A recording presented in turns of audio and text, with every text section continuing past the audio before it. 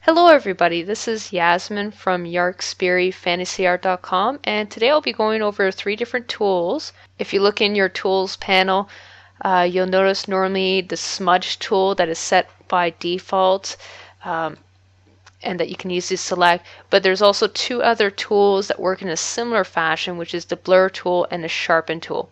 Now each of these have their own properties, so we're going to go through each of these individually. So let's go through the blur tool first.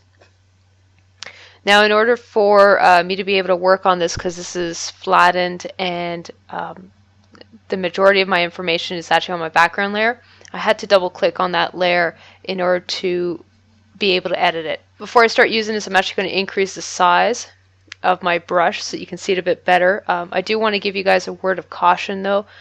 This uses up a lot of RAM in order to do these changes, so be careful when you're using this. You want to essentially just do one stroke at a time, otherwise it can easily cause your Photoshop software to crash. Okay, so what I can do to this tool is I can change the type of brush I'm using.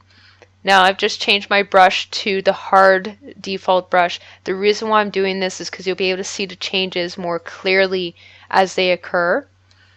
And I changed my strength to 100%, and my blending mode is still set to normal. You'll notice that you have essentially a more simplified version of the blending modes that are made available in comparison to your normal brush settings. I can also choose sample all layers as well. So I'm just going to go ahead and blur this little area here repeatedly so you can start to see it blurring more clearly. Now I did do quite a few changes, so the computer has to think for a bit before the information goes through. So you do have to be careful that you don't freeze your computer as you do this.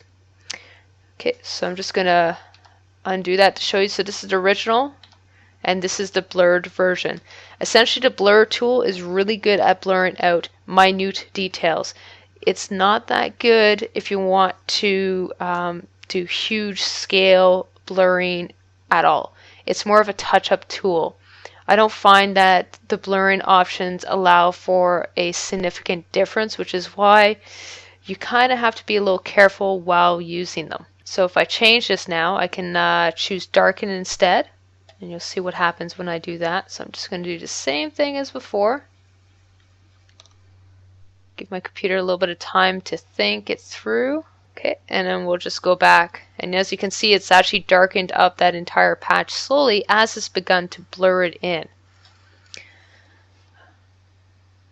And it's the same thing for the lighten. You also have the option of slowly modifying the hue, saturation, and color, as well as the luminosity of that image. So this is more of a touch-up tool. You won't see large-scale changes when you use this tool. It's more small-scale. So if you go to the second tool here, we have the sharpen tool. And essentially what this one is the complete reverse of that other tool. So I'm just going to go change to the hard brush once again so you can see the difference a bit more. And this works in a very, very similar fashion. Now I'm going to set the strength up to 100%. And I'm not going to choose sample all layers. And it's already preset to protect the details. So it's going to try to bring out the information that's already pre-existing. So essentially what this tool does is it brings up the contrast levels and darkens areas that are lower in contrast so that you can see more of the detail.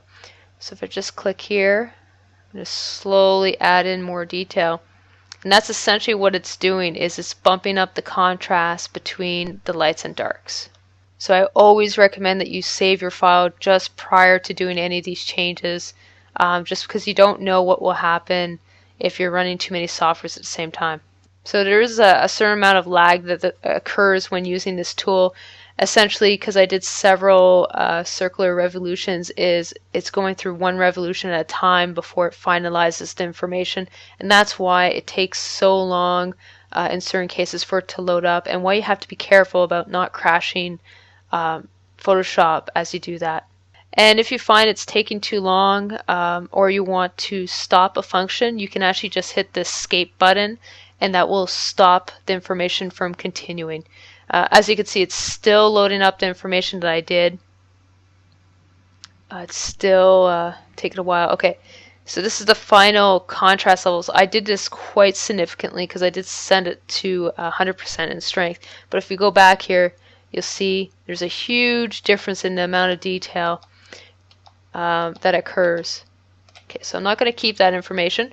Once again, you can also change how you want this to affect that layer. So you can choose to lighten it more, darken it. You can change the hue, saturation, color, and luminosity. You can also change its strength. You can also set it to sample all layers as well. And this one has the additional option of protecting the detail. Now there is a third tool.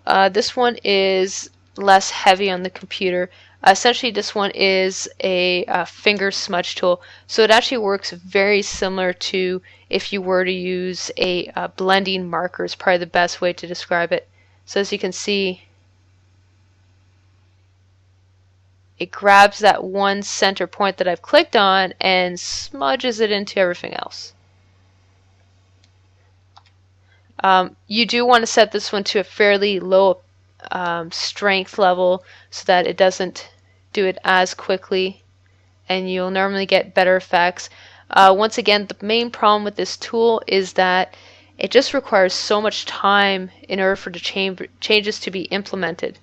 And because of that, it makes it actually more of a nuisance to use than anything else.